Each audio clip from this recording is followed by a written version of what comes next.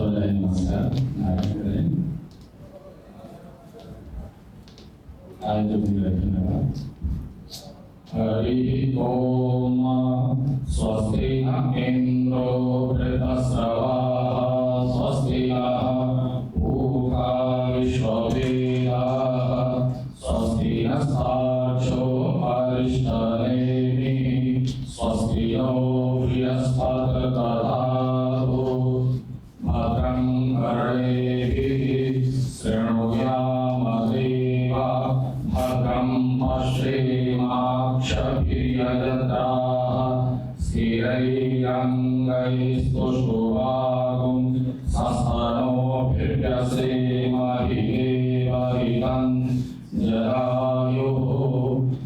ॐ इदं विष्णुर्विचक्रमे त्रिधानि तदे परम् समूढस्य वागुं सुरेश्वाहा यतो यतस्समीहसे ततोरो अभयं कुरु सन्नः कुरु प्रजाभ्यो भयन्नः पशुभ्यः। सर्वे भवन्तु सुखिनः सर्वे सन्तु निरामयाः सर्वे भद्राणि पश्यन्तु मा कश्चित् दुःखभाग् जनः। ॐ शान्ति शान्ति शान्ति। हाँ, नमो तस्सा भगवतो अरहतो सम्मा सम्बुद्धस्स।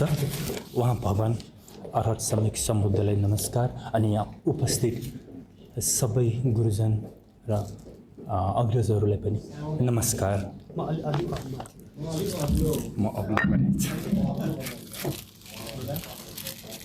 अब चाहिँ हुन्छ कि? हजुर। आज हामी पुनर्जन्मको बारेमा छलफल र अन्तर्क्रिया गर्न आइरहेछौँ।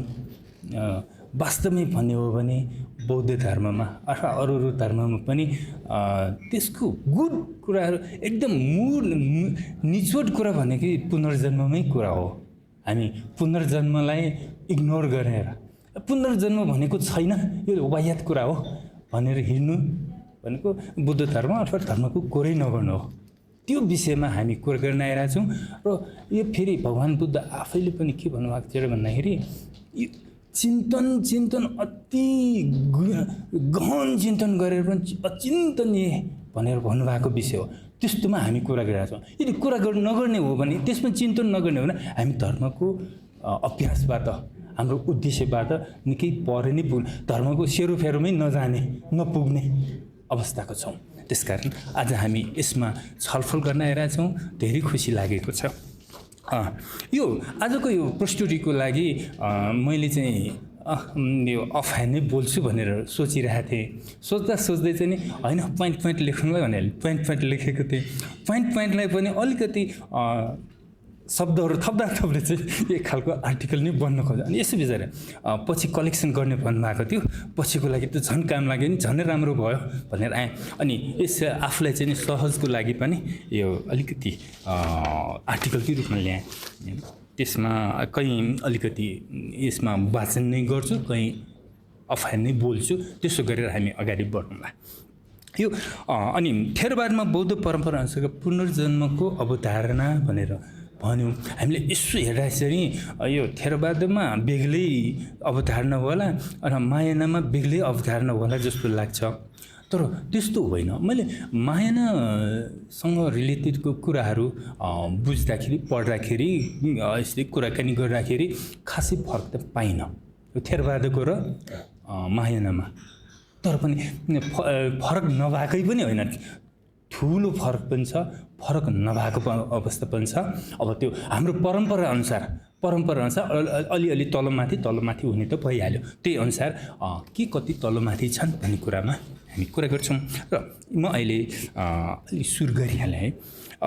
थेरवाद बौद्ध, मैले लेखेको अनुसार मात्रै, थेरवाद बौद्ध परम्परामा पुनर्जन्मको मान्यता अत्यन्त महत्त्वपूर्ण शिक्षाहरूमध्ये एक हो।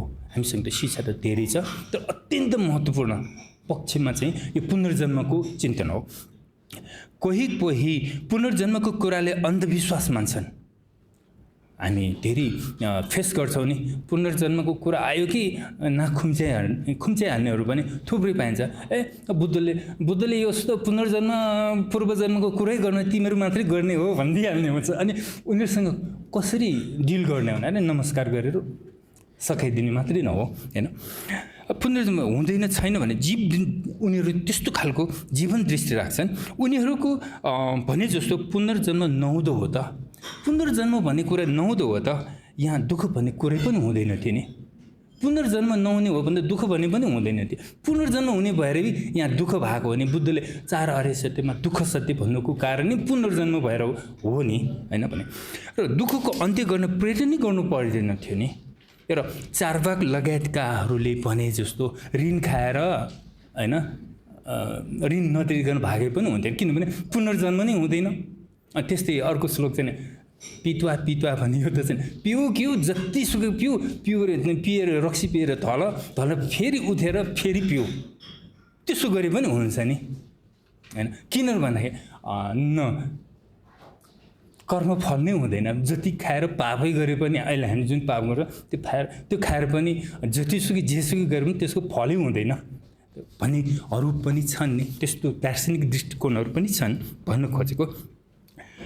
यो जीवन यति नै हो, अर्को जीवन छैन भनेर बस्दा हुन्थ्यो। तर गौतम बुद्धले जीवन प्रवाह यही जीवनमा मात्रै सीमित गरेर नहेर, यही जीवनमा मात्रै सीमित गरेर बस्नुको मिथ्या दृष्टि हो भनेर भगवान् बुद्धले भन्नुभएको छ होइन। यस्तो मिथ्या दृष्टिले सत्वलाई दुःखको दलदलमा फसाइदिने गर्दछ। यही दुःखलाई मुक्त हुने प्रयत्न नै बौद्ध साधना हो। हाम्रो साधना भनेको त यसैको अन्त्य नै हो होइन। र पुनर्जन्मको शिक्षाले राम्रोसँग बुझेर पुनर्जन्म हुनु नपर्ने गरी जन्म र मृत्युको चक्रबाट मुक्त हुनु नै थेरवाद बौद्ध परम्परा लगायत सबैको मुख्य लक्ष्य यही हुने गरेको छ। पुनर्जन्म हुनु नपर्ने, पुनर्जन्म त छ, हामीले चाहेर भएको होइन, छ, तर पुनर्जन्म हुनै नपर्ने हाम्रो प्रयत्न त त्यो हो नि भन्न खोजेको। बौद्ध दर्शनमा पुनर्जन्मको अवधारणा कुरा गर्दाखेरि विश्वमा अनेकौँ खालका जीवन दर्शनहरू छन्। कोही भन्छन् पुनर्जन्म छैन भन्नेहरू, यो त जन्मदेखि मृत्युसम्म आमाले जन्माइदियो त्यसपछि चाहिँ आफू मृत्यु हुन्जेल मात्रै जीवन हो भन्ने यो त दर्शन छ भने त्यो भौतिकवादीहरूको दर्शन छ भने, कोही पूर्वजन्म वा पुनर्जन्मको कुराले नमान्ने पुनरुत्थान पर्खेर बस्छन्। पूर्वजन्म पनि छैन, पुनर्जन्म पनि छैन, तर चाहिँ हामी चाहिँ स्वर्ग जान्छौँ, अहिले मरेछ भने स्वर्ग जान्छौँ भने फेरि अर्कै जीवन दृष्टि पनि छ त्यो भनेको। यसरी कसैले अनेकौँ जन्म प्रक्रियालाई मान्यता अनुसारको जीवन दृष्टि बनाएर बसिरहेको पनि हुन्छ। जस्तो कि अघि हिन्दू धर्मको कुरा गऱ्यौँ, बौद्ध धर्ममा पनि त्यही छ, अनन्त जीवन छ, पुनर्जन्म त कति छन् भन्ने कुरा हामी छ।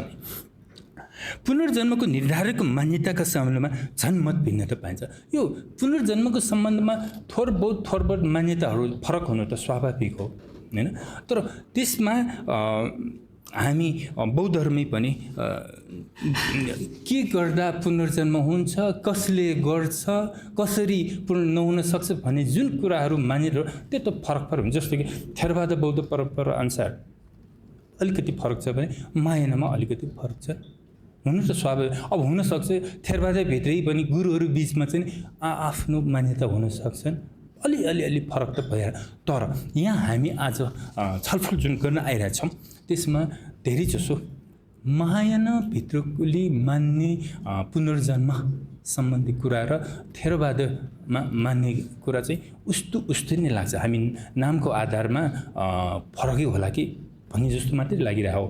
मलाई चाहिँ खासै फरक जस्तो लागेन। हामी अभिधम्मको बारेमा कुरा गर्दै आउँदाखेरि र यताको कुरा गर्दाखेरि उस्तै लाग्छ। चित्तसँग सम्बन्धित हो, मनसँग सम्बन्धित हो, कर्मसँग सम्बन्धित कुरा हो। अब त्यसमा व्याख्या प्रणालीमा अलिअलि फरक होला, त्यस्तो मात्रै होला। निश्चित अवधिसम्म बाँचेर मृत्युपछि पुनः मान्छे भएर जन्मनुलाई मात्र पुनर्जन्म मान्नु सङ्कुचित दृष्टिकोण हो।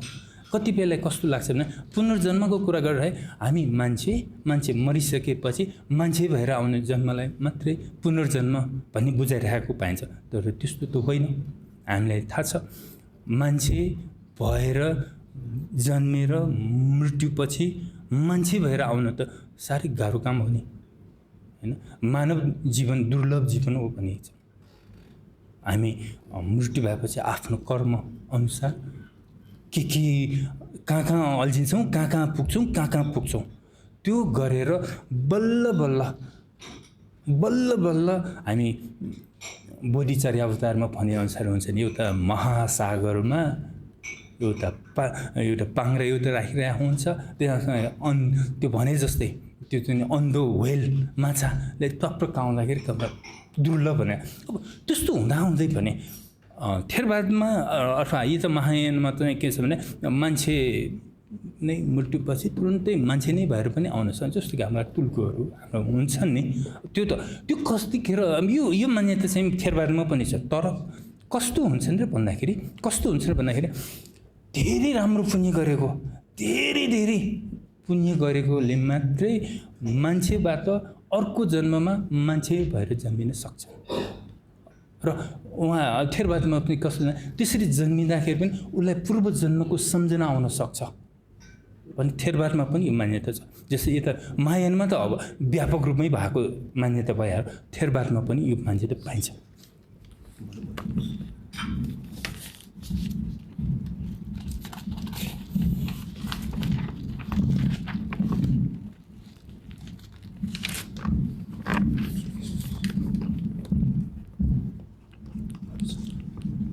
अब हामी पुनर्जन्मकै कुरा गर्ने हो भने यो हामी यो अनित्यत्वको कुरा छ, यो छेनमा बदलिरहन्छ। हामी अघि बिहान यो कोठामा प्रवेश गर्दाको हामी र अहिलेको हामीमा त फरक परिसक्यौँ नि हैन र।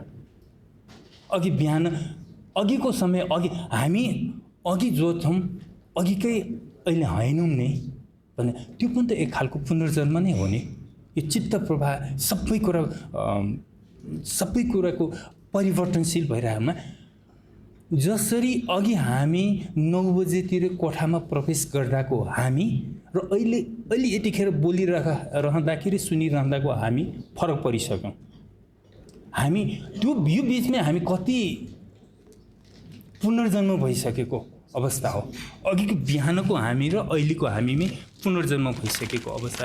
यो पुनर्जन्म भनेको यही त हो नि हैन। प्रवाह, चित्त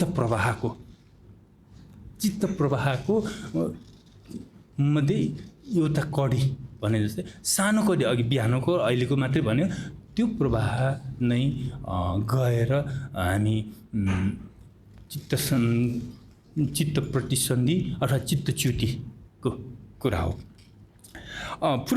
कर्म र पुनर्जन्म बिचको सम्बन्धमा कुरा गर्दाखेरि बुद्ध धर्ममा कर्मवादको कुराले जोड दिन्छ। जति जोड अरूमा त्यति पाइँदैन। र कर्मवादको मामिलमा महायान र थेरवादमा त उही त छ नि। कर्मवादको कुरा गर्दाखेरि, कर्म सिद्धान्तको कुरा गर्दाखेरि, जस्तै बौद्ध धर्ममा कर्मको सिद्धान्तले अत्यन्त महत्त्व दिन्छन्। त्यसमा त भन्नै पर्यो। गौतम बुद्धको समयमा प्रचलित वा समाजमा प्रभाव जमाएर बसेका कतिपय दार्शनिक सिद्धान्तहरू अकर्मण्यवादी थिए। मैले भन्न खोजेको बुद्धको जीवनकालमै त्यहाँ विभिन्न 6 दार्शनिक सम्प्रदायहरूको कुरा थियो नि। मैले त्यहाँको प्रसङ्ग गरेँ। त्यो बुद्ध ती दार्शनिक सम्प्रदायहरूमा ठाडै एट्याक गर्नुहुन्न थियो। तर एट्याक नगरिकन आफ्नो धर्मको कुरा चाहिँ बताउनुहुन्थ्यो। उसलाई गाली गरेर बस्ने, यो हुँदैन भनेर त्यो बसिरहेको त्यस्तो चाहिँ पाउँदैन। तर मखली गोसालोको मामिलामा भने कडा शब्दमै बोल्नु भएको छ। जस्तो कि उहाँले कसरी बोल्नुभयो भन्दाखेरि बुद्धकै शब्दमा हैन, भिक्षुहरू धेरै सिद्धान्तहरूलाई भने निन्दा र खण्डन भिक्षुहरू धेरै श्रमण ब्राह्मणहरूको सिद्धान्त मध्येमा मखली गोसालको सिद्धान्तलाई सबैभन्दा निकृष्ट भनी भन्नुपर्दछ है भने नि। बुद्धले अरूलाई चाहिँ खासै निन्दा गर्नुहुन्न, त्यस्तो भन्दा भन्दै पनि मखली गोसालोको मामिलामा कडा शब्दमै प्रयोग गर्नुभयो। जस्तो कि त्यो सबैभन्दा निकृष्ट भनी भन्नुपर्दछ। मखली गोसालेले कुशल कर्म अकुशल कर्म छैन, कुशल कर्म अकुशल कर्म गर्नुको प्रतिफल छैन, उद्योग प्रयत्न गरिएको पिरेको प्रतिफल छैन भनी भन्ने गर्छ। उसको सिद्धान्त धेरै सत्वहरूको अनर्थ र अहितको निमित्त, दुःखको निमित्त, निरर्थक र विनाशको निमित्त हुन्छ भनेर बुद्धले भन्नुभयो। यो चाहिँ अङ्गोत्तर निकायको निपात केश कम्बल सूत्रमा सङ्ग्रहित छ भने चाहिँ कर्म सिद्धान्तको कुरालाई ल्याएर भने बुद्ध चाहिँ अलिकति कडा शब्दमै बोल्नुभयो। अकर्मण्यवादीको विरुद्धमा भनेको। बुद्ध कर्मवादी हुन्।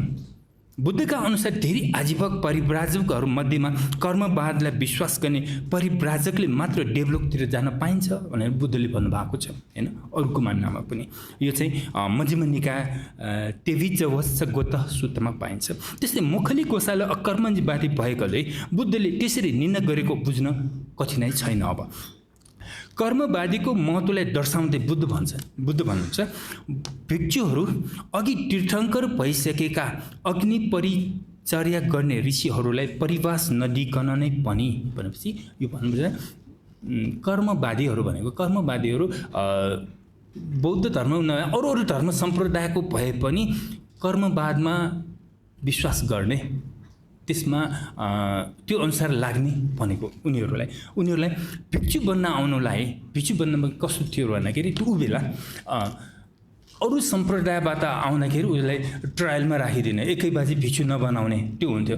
तर कर्मवादमा लाग्ने परिव्राजकहरूलाई त्यो ट्रायल पिरियडमा राख्नै पर्दैन, एकै बाजी उपसम्पदा गरिदिँदा पनि हुन्छ, त्यो म अनुमति दिन्छु भन्नु। अर्थात् कर्म सिद्धान्तको बुद्धले चाहिँ कति महत्त्व दिनुभएको छ भन्ने प्रसङ्ग आउँछ। र यो कर्मवादको प्रसङ्ग किन आउँछ र यो कर्म सिद्धान्तकै आधारमा पुनर्जन्म निर्धारण हुने हो नि। कर्म सिद्धान्तलाई वास्तव नगर्ने हो भने पुनर्जन्म त कसरी हुन्छ र हैन। अब बुद्धले त कुनै परम सत्तालाई मान्नुहुन्न अथवा कुनै अरूले कसैको पुनर्जन्मलाई निर्धारण गर्ने होइन। मेरो पुनर्जन्म कसरी हुन्छ भन्ने हात त मेरै हातको कुरा हो। सत्वकै हातको कुरा हो। त्यो कसैले निर्धारण गर्न सक्ने त्यो कुरा होइन। त्यहाँ कसैले सम्पादन गरिदिन पनि सक्दैन। मैले बिगारेँ, म एउटा गतिमा जान लागेको छु, अर्को कोही जान्ने बुझ्ने जोसुकै होस् उसले ल तिमीले बिगार्यौ, ल तिमी यो बाटोमा जाऊ, यसो यसो गर, तथास्तु सशास्तु भनेर के हुनेवाला त छैन। मैले बिगारेँ भने बिगारेँ, मैले सपारेँ भने सपारेँ। त्यस्तो हो नि कर्म सिद्धान्त। सत्व प्राणीको मृत्युपछि कुनै योनिमा जन्म हुन्छ भन्ने कुरा उसले गर्ने कर्मले निर्धारण गर्छ। अब कर्म कति छ भने कुशल कर्म र अकुशल कर्म दुई प्रकारको छ। कुशल कर्मले उच्च लोक, मानव, देव, ब्रह्मा यो लोकमा चाहिँ जन्म हुन पाइन्छ कुशल कर्मले, हैन? त्यो आफ्नै हातको कुरा हो कुशल कर्म भने। अकुशल कर्मले तल्लो लोकमा जस्तो त्रियक, प्रेत, नरकमा जन्म गराउँछ। अर्थात् पुनर्जन्मको निर्धारण गर्ने आधार कर्म हो। पुनर्जन्मको निर्धारण गर्ने आधार कर्म हो। कुशल कर्मले सत्वलाई निर्वाण मार्गमा दोहोऱ्याउने हुन्छ भने अकुशल कर्मले दुःखको भुमरीमा पारिदिनुहुन्छ। यस्तो अवस्थामा अकर्मण्यवादी विरुद्ध गौतम बुद्धले कडा शब्दमा निन्दा र खण्डन गर्नु स्वाभाविक हो। अघि म मखली गोशालाको कुरा गरेको मैले। थेरवादी परम्परामा कर्मको सिद्धान्त भनेर महत्त्व दिएका सूत्रहरू अनेकौँ छन्। अब कर्मको कुरा मात्रै, अब त्यहाँ बुद्ध धर्ममा कर्मकै कुरा आउँछ। जहाँ पनि जति पनि हामी थेरवादको मात्रै र महायानका सूत्रहरूमा पनि कर्मकै कुरा नै आउने नै हो। हामी त्यसमा अघि त्यति धेरै फरक छैन भन्नुको कारण त्यो। अब भन्ने नै हो भने अब कर्म सिद्धान्तलाई नै जो दिएका सूत्रहरूको नाम दिनु पर्दाखेरि दिगो निकायको सामान्य फल सूत्र र अम्बत्थ सूत्र महत्त्वपूर्ण छन्। त्यस्तै गरिकन मजिम निकायमा पनि थुप्रै सूत्रहरू छन्, जस्तो कि चुल्लकम्म विभङ्ग सूत्र, अम्बलट्टिका राहुलो बाध सूत्र, विरज सूत्र, उपाली सूत्र, अनेकौँ छ। यो सबै सूत्रहरूको नाम यहाँ भनिराखेर साध्य भएन, त्यस कारण म यति। र त्यस्तै कर्मलाई नै दिने अथवा चित्तलाई महत्त्व दिने कुराहरूमा धम्मपदको पहिलो सूत्र मनोपुबङ्गमा धम्मा मनोसेद्धा मनोमया। अब सुरुमै मन नै सब कुरा हो। जीवन जगतको लाई अगाडि बढाउने सबै कुरा मनले हो। मनले बिगार्यो भने बिगार्यो, मनले राम्रो गर्यो भने राम्रो गर्यो, हैन? पहिलो सूत्र नै मनोपुबङ्गमा धम्मा मनोसेद्धा मनोमयाको छ, हैन? त्यस्तै खुद्दको निकाय छ, पेटवतु, विमानवतु, यी महत्त्वपूर्ण ग्रन्थहरू हुन् कर्म सिद्धान्तको कुरामा। अब पुनर्जन्मको स्वरूपको बारेमा यहाँ कुरा गर्दाखेरि हामी जीवन दर्शन सम्बन्धी चिन्तनको क्षेत्रमा आत्मसम्बन्धी चिन्तनलाई बढ्दो महत्त्व दिन्छ। मैले अन्यत्रको कुरा गरेँ भने भनिन्छ यसको न जन्म हुन्छ न मृत्यु हुन्छ। आत्माको न जन्म हुन्छ न मृत्यु हुन्छ भनेको, तर यो अजर अमर हुन्छ, हैन? यही आत्माकै कारण जीवन र जगतको सञ्चालन भइरहेको र पुनर्जन्म पनि आत्माकै हुन्छ भने जीवन दर्शनको विपरीत, त्यो जीवन दर्शनको विपरीत बौद्ध धर्म दर्शनले आत्माको अस्तित्वलाई नै अस्वीकार गर्दछ। भने आत्माको अस्वीकृति सम्बन्धी प्रसङ्गलाई लिएर गैर बौद्ध क्षेत्रबाट प्राय उठाइने प्रश्न हो, यदि आत्मा छैन भने पुनर्जन्म कसको हुन्छ त? हामी बुद्ध धर्म सम्बन्धी कुरा गर्दाखेरि हामीले यो प्रश्न चाहिँ बार नै खेप्नु पर्ने हुन्छ। यदि आत्मा छैन भने पुनर्जन्म कसको हुन्छ? कसको पुनर्जन्म हुन्छ? यसरी प्रश्न गर्नेहरूका अनुसार आत्मा नयाँ शरीर धारण गर्नु नै पुनर्जन्म हो। हामी अन्त यस्तो छ भनेको। बौद्धहरू यसभन्दा अलि बेग्लै मान्यता राख्दछन्। पंच स्कन्धबाट बन्ने शरीरमा चित्तको प्रवेश भनेपछि चित्त प्रतिसन्धि भनेको हो।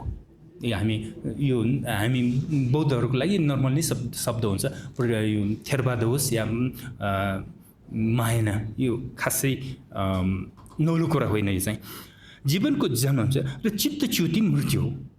यो चित्त आत्मा जस्तो अजर अमर होइन। चित्त वा चेतनाको निरन्तर प्रवाहले जन्म र मृत्युको श्रृङ्खला बन्दै गर्छ।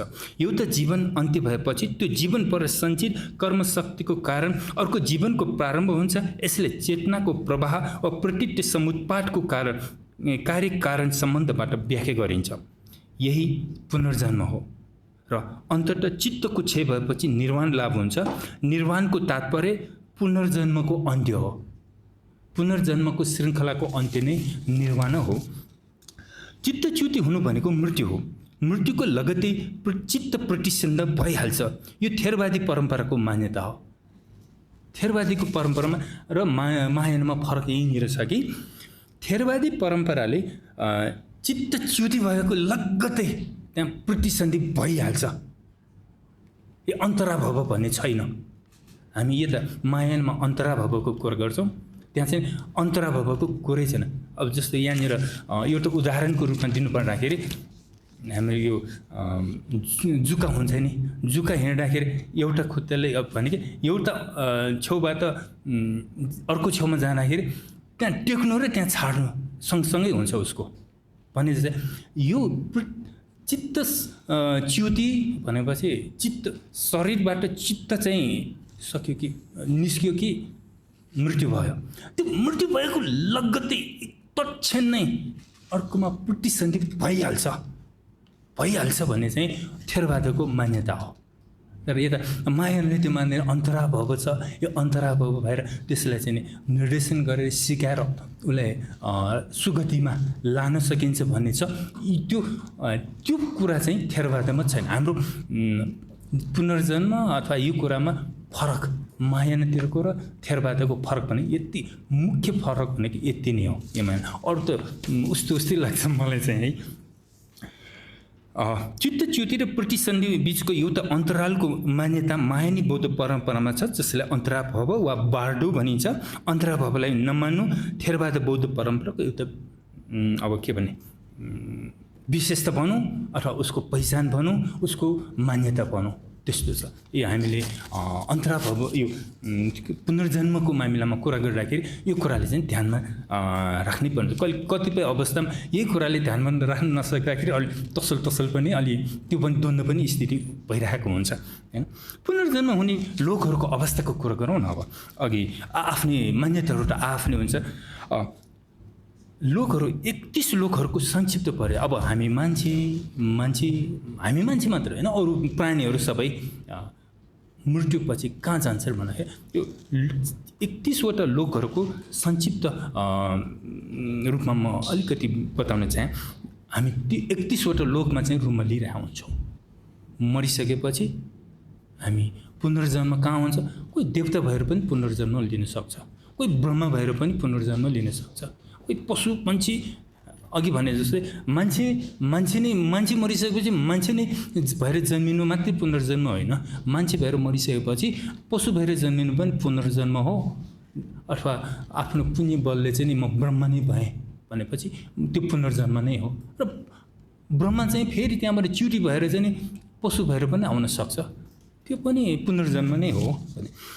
31 लोकहरूको संक्षिप्त परिचयको कुरा गरिराखेर थेरवाद बौद्ध परम्परा अनुसार सत्वहरू कर्मफलको स्वरूप चाहिँ नि कर्मफल अनुसार 31वटा लोकहरूमा पुनर्जन्म लिन जाने हुन्छ।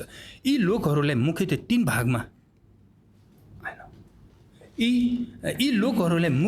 भागमा विभाजन गरेको छ, अर्थात् कामलोक, रूपलोक र अरूपलोक। अब कामलोक भनेर चाहिँ 11वटालाई मानेको छ।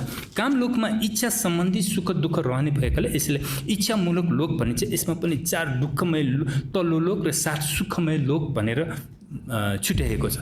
यो तल्लो मल्लो भन्ने जुन कुरा छ, यी कुराहरू भनेको हामी मान्छे, हामी पशुपन्छी यी कुराहरूसँग सम्बन्धित छन्।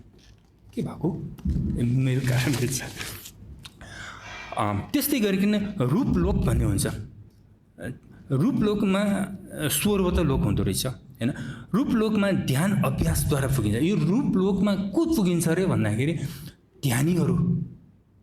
अब ध्यानको बल ऊ ध्यान गर्छ, ध्यानको बल उसको कति छ त्यसको आधारमा ऊ चाहिँ रूपलोकमा पुगिरहेको हुन्छ। अब त्यो अब चाहिँ ब्रह्मा धेरै जसो ब्रह्मा त्यस्तो भएर जन्मिरहेको हुन्छ। सायद यो चाहिँ महायानमा पनि यो मान्यता छ होला जस्तो लाग्छ मलाई चाहिँ यसमा जानकारी भएन है।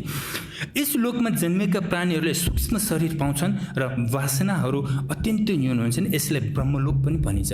ब्रह्मलोकमा जसले पुनर्जन्म पाउँछ ऊ ब्रह्म हुन्छ। हामी यता हिन्दू धर्मतिर चाहिँ ब्रह्म भन्ने एकजना मात्र हुन्छन् भन्ने मान्यता हुन्छ। यहाँ बुद्ध धर्ममा त ब्रह्म भनेको हजारौँ लाखौँ करोडौँ पनि हुनसक्छ। यो ब्रह्म भनेको अब इन्द्र भने पनि कति हुनसक्छ। त्यो इन्द्र अथवा ब्रह्म पनि त्यहाँ आफ्नो पुण्य बलले बस्ने मात्रै हो। पुण्य सञ्चय क्षय भइसकेपछि फर्केर आएर मान्छे बन्ने अथवा अर्कैमा गतिमा जाने नै हुन्छ भने हो। र यी 4 लोकहरू हामी रूपलोकमै छौँ। यसले यी कुल 16 तहमा विभाजित यी लोकहरूमा पुनर्जन्म लिई ध्यान अभ्यास र मानसिक शुद्धता आवश्यक पर्दछ। अब यदि त्यो ध्यान पनि नगर्ने मानसिक शुद्धता पनि छैन भने ऊ चाहिँ यो लोकमा जान सक्दैन भन्ने मान्यता छ। त्यसै अरूप लोकको कुरा आउँदाखेरि अरूप लोक ध्यानको सर्वोच्च अभ्यासद्वारा प्राप्त हुने लोक हो। यसमा शरीर हुँदैन, केवल चेतना मात्र हुन्छ। यी 4 लोकहरू हुन् आकाश न्यायतन, विज्ञान न्यायतन, अकिञ्चन न्यायतन र नैव संज्ञायतन। यी लोकहरू अत्यन्त सूक्ष्म चेतनाद्वारा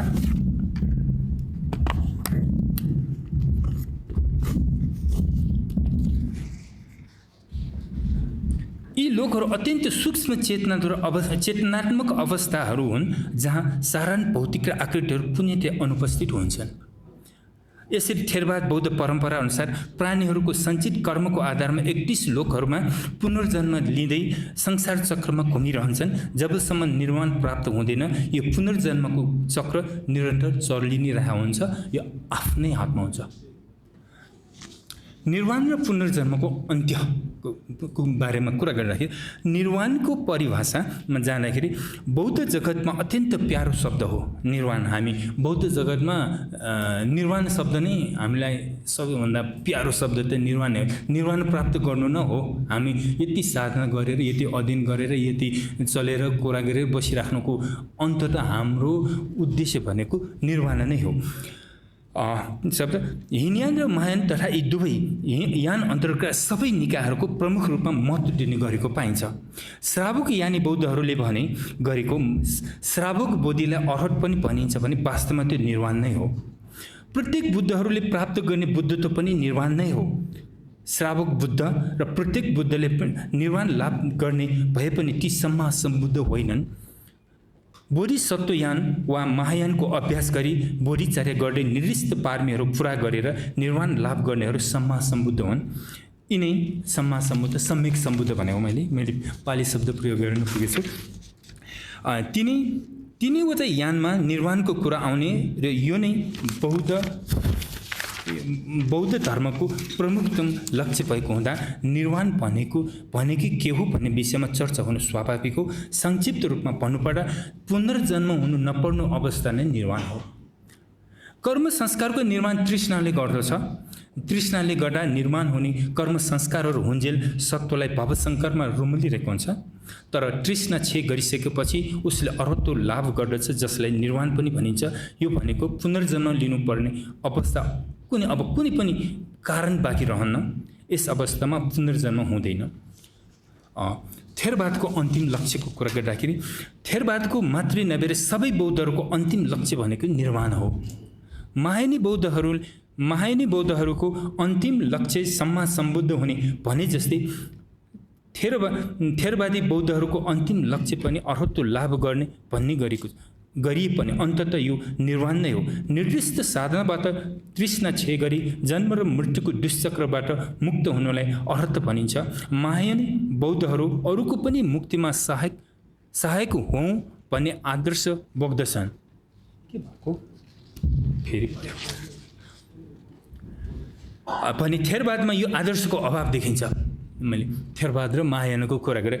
अब थेरवादी अर्हत भए पुगिहाल्यो नि छोटो बाटो अर्हत भयो मुक्ति भयो भने अब महायानहरूले त त्यो भनेर अरूको मुक्तिलाई पनि सहायता गरौँ बरु म दुःखमा परौँ अरूको सहायता गरेर सम्मान सम्बुद्ध हौँ भन्ने न हो फरक यही नै हो र यी फरक हामी महायान र थेरवादहरूको फरक चाहिँ यही नै हो श्रावक यानको फरक त यही हो यही भएर थेरवाद लगायतका श्रावक यानका सबै निकायहरूलाई हीनयान भन्ने गरिन्छ र यस अर्थमा थेरवादको अन्तिम लक्ष्य पनि पुनर्जन्म हुनु नपर्ने गरी जन्म र मृत्युको दुष्चक्रको अन्त्य अर्थात् निर्वाण लाभ भन्न सकिन्छ सारमा भन्नुपर्दा थेरवाद बौद्ध परम्परा अनुसार पुनर्जन्म हिन्दू धर्मले भन्ने गरे जस्तो आत्म शरीर हुने प्रक्रिया नभई कर्म र चेतनाको निरन्तर प्रवाहको परिणाम हो यसले अनात्मक कर्म र प्रतीति समुत्पादको सिद्धान्तसँग प्रत्यक्ष सम्बन्ध राख्दछ यो महायानमा पनि यही कुरा आउँछ निष्कर्षमा जाँदाखेरि कर्म सिद्धान्तको आधारमा पुनर्जन्महरू हुँदै गर्छ भने कर्म सिद्धान्तको आधारमा पुनर्जन्म हुँदै गर्छ भने यही पुनर्जन्मको अन्त्य बौद्ध धर्म दर्शनको निर्वाण हो बौद्ध धर्मको कर्म सिद्धान्त अनुसार कुनै कुरा हुनु र नहुनुमा कुनै परम सत्ताको केही भूमिका वा परम सत्ता भन्ने कुराको अस्तित्व नै हुँदैन बरु सत्वको कर्म नै कारक भइरहेको हुन्छ यसले पुनर्जन्मको निर्धारण गर्दछ पुनर्जन्म हुन्जेल निर्वाण लाभ हुँदैन अर्थात् दुःखको अन्त्य भएको हुँदैन यही भएर कर्म सिद्धान्त पुनर्जन्म वा निर्वाण बौद्ध धर्मका लागि महत्त्वपूर्ण पक्ष हो पुनर्जन्मको अन्त्य गर्नु नै बौद्ध धर्मको प्रमुख उद्देश्य भएको हुनाले पुनर्जन्मलाई नै नमान्नुको अर्थ हो बौद्ध धर्मलाई नमान्नु हस् मैले मेरो वाचन यतिमा सकेँ